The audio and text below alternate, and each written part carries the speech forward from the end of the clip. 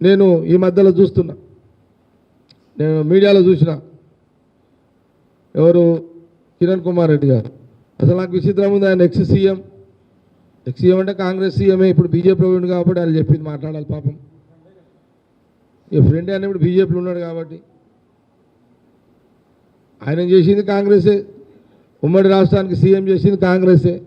సరే ఆయన ఇప్పుడు కాంగ్రెస్ కాదు బీజేపీలో ఉన్నాడు కాబట్టి వాళ్ళు చెప్పింది వాళ్ళ స్క్రిప్ట్ చదవాలి కాబట్టి ఆయన ఎంత ఎక్స్ సీఎం అయినా వాళ్ళ స్క్రిప్ట్ చదవాలి. ఇప్పుడు కాంగ్రెస్కి బీజేపీ తేడా ఏంటంటే కాంగ్రెస్లో స్వేచ్ఛ, స్వతంత్రము, భావాలు వ్యక్తపరచడం ఇవన్నీ ఉంటాయి.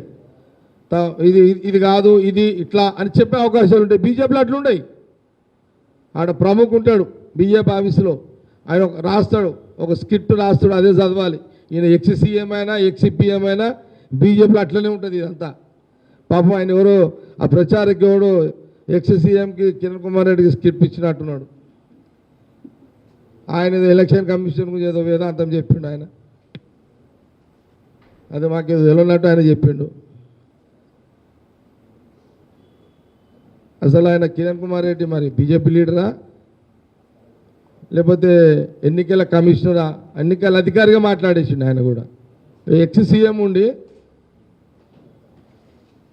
ఇక అంతకంటే ఎక్కువ పాపం కిరణ్ కుమార్ రెడ్డి గారిని ఏమనగలుగుతాం మనం?